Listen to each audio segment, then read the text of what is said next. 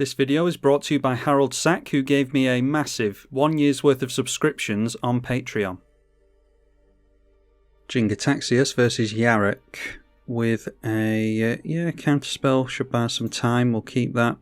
We're on the play as well, so that gets us ahead a little bit. Drop a land and pass.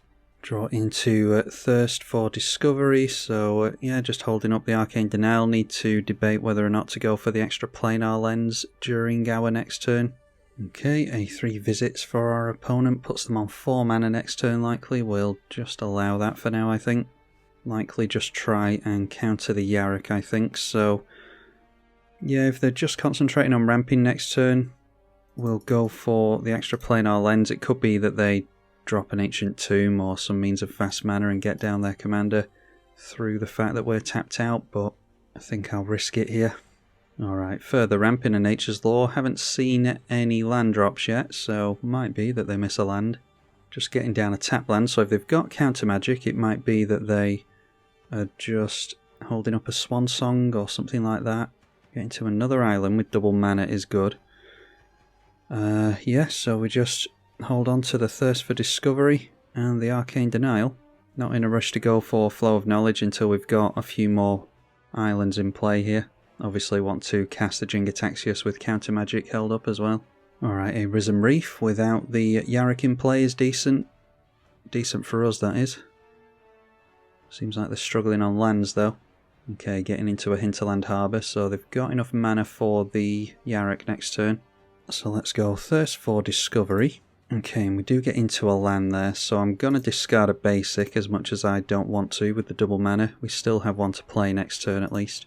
Okay, an Ancient Tomb is good if we lose the extra planar lens, but no need to play it here. And it's Jin Gitaxias, and we can still hold up the Arcane Denial for the commander. If they counter it here, then that's fine. Yeah, we'll just allow that. Just replay it next turn. Alright, so our opponent, as we assumed, plays the Yarok. They'll draw 2 cards to the Arcane Denial. We will draw 1 at the beginning of our upkeep if Magic Online wants to cast it. So both having our commanders dealt with by counter magic. And there is a Field of the Dead, so must be a Lands Matter variant, I would think. Going to take a damage to that Risen Reef, put us on a 40 turn clock. So to the Arcane Denial we draw a Jeweled Lotus, which should help us sneak down the Jin Gitaxias quite easily.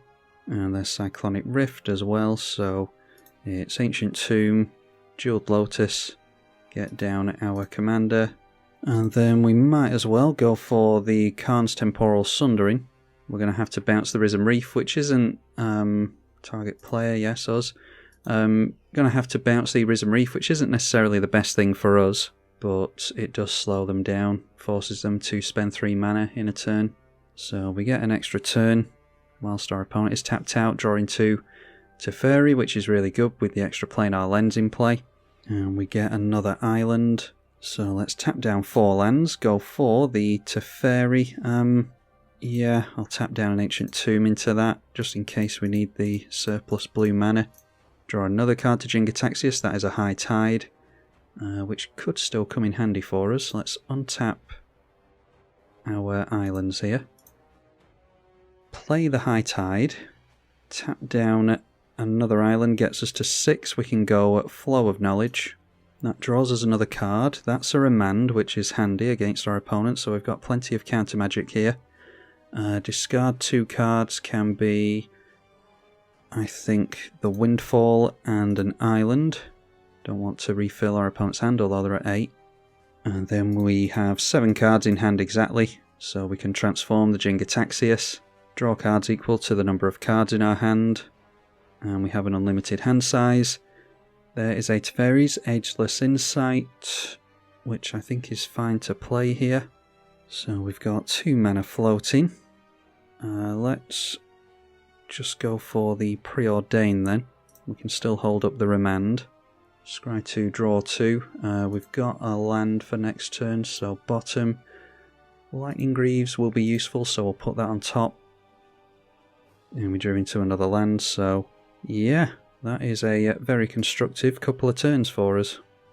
Noteworthy that we've also got Force of Will, so plenty of means of protecting our board here. Retreat Sahagra from our opponent.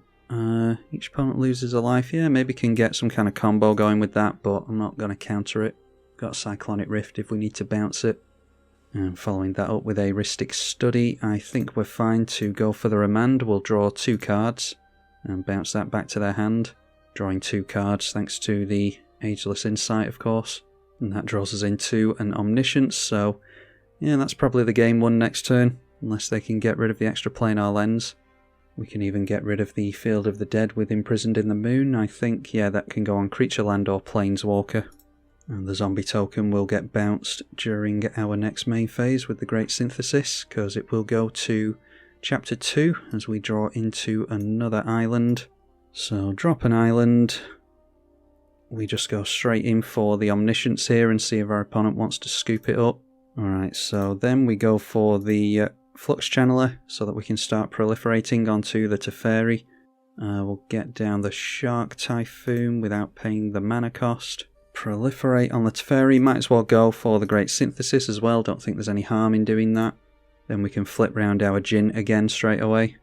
So obviously we could do this off the back of the Omniscience as well. I want to be careful what I cast into the Shark Typhoon and the Metallurgic Summonings, so I'll just go for the non-instant and sorceries. Yeah, and we'll just leave it there. So proliferating again with the Flux Channeler, because Lightning Greaves and Jace are non-creature spells. Likely be able to go for the Teferi Limit Break this turn. Could have not played anything with the Jin Gitaxias 3rd chapter actually, and then just cast it with Omniscience after this is transformed and go through the cycle again. Alright, so let's go Lightning Greaves onto the Nezahal. We can go for the Brainstorm with the Jace, so we'll draw 6 and put 2 on top. So that can be just a couple of lands is fine. Let's go for the Metallurgic Summonings without paying the mana cost, which will proliferate onto both of the Planeswalkers. I should flip round the Jin actually before I do anything else. We draw another 2 cards with the Jin, a 5/5 Shark with the Typhoon. So yeah, let's just go for flipping round the Jin Gitaxias again. Appreciate my opponent playing this out, by the way. Draw equal to the cards in our hand, so we need to be careful about decking ourselves soon. 56 in the deck at the moment, so we're about to draw 28. Yeah, so our opponent just scooping it up there. What we do is draw 28 further cards, and then continue to chain off with the Flux Channeler, not the Omniscience. The Flux Channeler, obviously the Omniscience helps us to cast all the spells for free, and we proliferate like crazy. Can likely get an emblem with the Teferi, not that I think that'll be all that relevant to us, probably just untap the lands with that. Jace, the Limit Break on that could help. It would exile our opponent's entire library and they're not likely to do anything after that. But the most common ways of winning there is just flipping Jace or Jin Gitaxias around multiple times and getting down to that 3rd ability, so that we can continue to flip it round again, draw even more cards, and we'll get into a Lab Man effect hopefully and draw from an empty library. Seemed like a pretty one-sided game, so I'll try another one. Up against Vhati Ildal this time. Yeah, the Windfall could help us if we don't get into anything much better than that. I don't like not having much mana, but might top deck into a Jeweled Lotus again, you never know. And we are on the play again, which helps in a blue control deck. Not that we really have any control cards though. Our opponent does nothing on turn 1. There is a Thirst for Discovery, which might be better than the Windfall, although we could assume that our opponent has kept a decent hand, so drawing into a fresh grip of 7 could help. Could help us and hurt him. Seeing a Scorned Villager from our opponent. Alright, getting into another island, so I don't mind going for the Thirst for Discovery then. Our opponent hasn't done anything too frightening yet. That does transform this thing and allow it to tap for 2 mana though. They could have cast their commander either way, because there's no real difference between it tapping for 2 and 1 mana in this instance. It does give it Vigilance, so hitting us for 2. Okay, and it's obviously a Werewolf tribal deck, so Landmaul Elder. So let's go for Thirst for Discovery, draw 3, discard 2, unless we discard a basic, which we will there, because there's 3 in hand. Alright, and another island for us is fine, so drop that. And let's see what we draw into off a Brainstorm, because it's just lands on top, so yeah, maybe worth a Windfall then. Although Arcanis with a Lightning Greaves isn't the worst thing. I think we need to go faster though.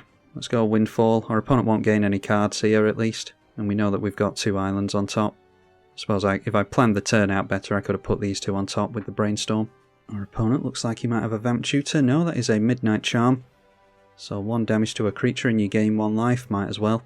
Then cracking the Polluted Delta before the Windfall goes off. So down to 4 cards, but they'll draw up to 5 thanks to us. There's a Nykthos. Treasure Cruise with a graveyard full of cards isn't the worst. Transforming the Werewolf back, because we did cast 2 cards there. And they had in hand a Harmonise, Krosan Grip, a Yawgmoth's Will, and a Cage Breakers. Alright, so do they have targeted removal for us? Apparently not, going for Master of the Wild Hunt. So werewolves and wolves by the looks of it. We'll see how well our opponent does here. Let's drop an island, go for our commander. So next turn we'll have 6 cards in hand. We go down by 1 card and draw 3 to the Treasure Cruise. And we'll still have enough to flip the Jin Gitaxias around, so yeah, let's swing in at our opponent. A wolf being made by Master of the Wild Hunt, not too worried about that while we've got the Lightning Greaves in play. We have just had our opponent lose a Krosan Grip. Phyrexian Arena is going to do some damage over the course of the game by drawing our opponent more cards. And they've been very aggressive, down to 2 cards in hand again already. Not managing to transform the humans into werewolves, thankfully. But that is a Duskwatch Recruiter, so they'll be able to keep their hand full with that as well. Although it's a bit too slow for 1v1, I think. Right, so let's go Treasure Cruise, and we'll exile a bunch of stuff from the bin. So that will draw us a card with the Jin Gitaxias into Arcane Denial, and we'll draw 3 into a bunch of fast mana. So we can go Mana Crypt, and then do we want to go for the Grim Monolith? Yeah, we'll draw more cards this way. We'll just lose the blue mana for the turn. Exile the Jin Gitaxias and draw 8 cards. Okay, gets us into a bunch of lands and some free counterspells in the form of Fierce Guardianship and the Force of Will. So let's just throw out a land, play the Thrumming Bird, Lightning Greaves onto that, and we can make ourselves a board wipe here. They don't have any reaches, so we swing in. Keeping the Lightning Greaves was absolutely relevant this game, because we got rid of the Krosan Grip off the wheel, of course. So proliferate onto the Great Synthesis, nothing else to proliferate. So that triggers the second chapter, bouncing all our opponent's creatures back to hand. And we've got an unlimited hand size here, so there's not really much point in playing anything else out. Yeah, there's definitely a difference between having the board wipe on the second chapter and the third. Elesh Norn has it on the third chapter, and I've really struggled to get it going. Even though it is often a one-sided board wipe, it's just way easier to get it going on chapter 2. Plus blue has way better proliferates than mono white does, but our opponent decides to scoop there. I will leave the video there because we've had some decent showings for Jin Gitaxias in this video, so hopefully you all enjoyed it. Massive thank you to the patrons who continue to support so vigorously. I'm tribalkai. Thank you for watching.